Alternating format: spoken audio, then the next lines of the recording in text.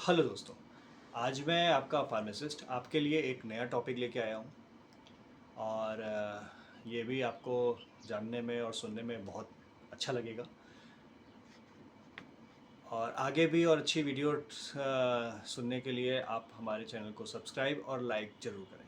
Thank you. आज मैं topic start करता हूँ। आज आपका टॉपिक है डायबिटीज़। डायबिटीज़ यानी शुगर। हमारी बॉडी में डायबिटीज़ जो होती है वो एक क्रोनिक डिजीज़ होती है, लंबे समय तक चलने वाली बीमारी होती है जिसमें शुगर का लेवल बढ़ जाने पर शुगर होता है और शुगर जब बढ़ जाता है तो लोगों को बहुत सी दिक्कतें आती हैं, जैसे वो मीठा नहीं खा सकते, बहुत सी चीज़ें आती हैं और शुगर बढ़ने के कारण हमारी बॉडी को इंसुलिन लेना पड़ता है।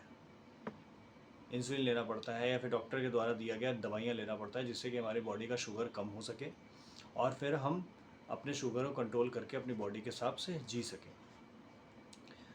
तो अगर डायबिटीज़ देखा जाए तो डायबिटीज़ टू टाइप के होते हैं, एक होता है टाइप 1, एक होता है टाइप 2। टाइप 1 में क्या होता है, एक ऑटो इम्यून कंडीशन होती है जिसमें इम्यून सिस्टम गलती से पैंक्रियाज के इंसुलिन प्रोडक्शन सेल्स को मार देता है। मतलब पैंक्रियाज एक ऐसा पार्ट होता है जहाँ पे इंसुलिन बनता है।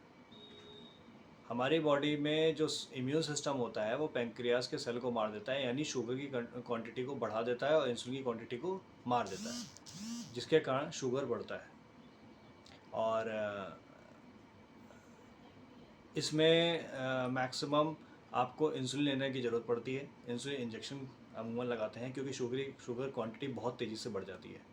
ये होता है टाइप 1। टाइप 2 डायबिटीज़ होता है, इसमें इंसुलिन का इस्तेमाल नहीं कर पाती, इंसुलिन रेजिस्टेंस हो जाता है। मतलब धीरे धीरे पैंक्रियाज इंसुलिन बनाना कम कर देती है, जिसके कारण हमारी बॉडी में जो हम खाना खाते हैं उसके द्वारा जो शुगर होता है वो शुगर की क्वांटिटी बढ़ जाती है और हमारे को डायबिटीज़ हो जाता है। इसके लिए डॉक्टर बहुत सी मेडिसिन देते हैं जो परमानेंट आपको खानी होती है आपके शुगर को कंट्रोल करने के लिए। तीसरा एक डायबिटीज़ और भी होता है जिसको हम बोलते हैं गैस्ट्रोटनल डायबिटीज़। गैस्ट्रोटनल डायबिटीज़ जो होता है वो बेसिकली प्रेगनेंसी वोमेन में होता है। ये प्रेगनेंसी के दौरान होता है। इसमें एक प्रेग्नेंट वोमेन के बॉडी का इंसुलिन का सही तरीके से इस्तेमाल नहीं हो पाता, जिसके कारण ये होता है। अमूमन ये प्रेगनेंसी के बाद ठीक हो जाता है। ठीक है। और आज हम बताते हैं कि डायबिटीज़ आप कैसे पहचानेंगे। तरीका है जो डायबिटीज़ को कैसे पहचानेंगे। डायबिटीज़ पहचानने का जो तरीका होता है, पहला है ज़्यादा से ज़्यादा प्यास लगना। बार बार प्यास लगने के कारण भी डायबिटीज़ हो सकता है। बार बार बाथरूम लगने, जिसको पॉलीयूरिया बोलते हैं, इससे भी डायबिटीज़ का पता लगाया जा सकता है। ज़्यादा भूख लगना, अगर आपको ज़्यादा भूख लग रही है, बार बार भूख लग रही है, तो ये भी एक डायबिटीज़ का सिग्नल है।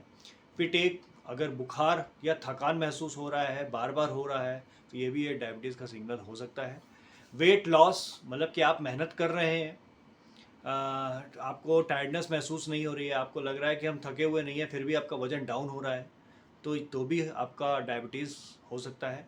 और किसी भी घाव का धीरे धीरे सूखना, अगर कोई भी आपके शरीर में घाव हो जाती है या चोट लग जाती है तो वो धीरे धीरे सूखता है, तो भी आपका डायबिटीज़ होने के चांसेस हैं। अब हम देखते हैं कि डायबिटीज़ को कंट्रोल कैसे किया जाता है। डायबिटीज़ को कंट्रोल करने के लिए बहुत से तरीके होते हैं। जैसे पहला होता है हेल्दी डाइट। आप खाना थोड़ा सा हेल्दी खाएं जिसमें कार्बोहाइड्रेट की मात्रा कम हो और फाइबर की क्वांटिटी ज़्यादा हो।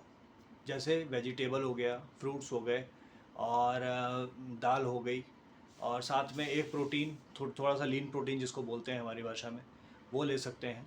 दूसरा है रेगुलर एक्सरसाइज।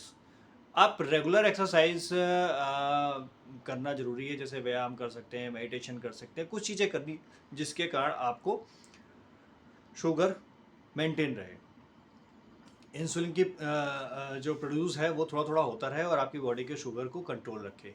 तीसरा होता है वेट मैनेजमेंट।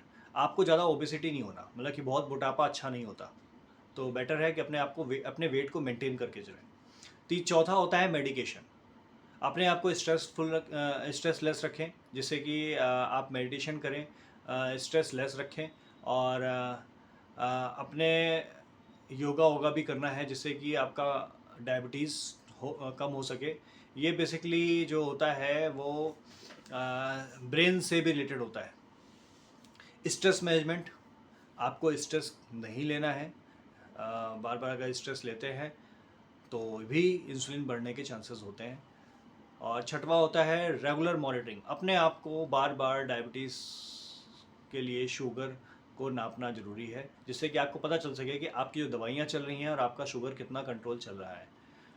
और इसके बाद भी अगर आपका डायबिटीज़ कंट्रोल नहीं होता है और आपको लगता है कि आपको डायबिटीज़ से दिक्कत हो रही है, आपको लग रहा है कि आपका शुगर कंट्रोल नहीं हो रहा है, आप मैनेजमेंट नहीं कर पा रहे हो या फिर मैनेजमेंट कर रहे हो तो भी आराम नहीं मिल रहा है, तो कृपया अपने पड़ोस के या फिर आपके अपने जो पर्सनल डॉक्टर कंसल्टेंट हैं, आप उनसे बात करें और इसकी पूरी जानकारी के साथ weight management and diet plan सब कुछ लेके अपना शरीर का ध्यान रखें। और इसी के साथ मैं आपका टॉपिक ख़त्म करता हूँ। बहुत बहुत धन्यवाद। आशा है कि आपको ये टॉपिक बहुत अच्छा लग रहा होगा। Thank you. मैं आपका फार्मासिस्ट। Thank you. धन्यवाद।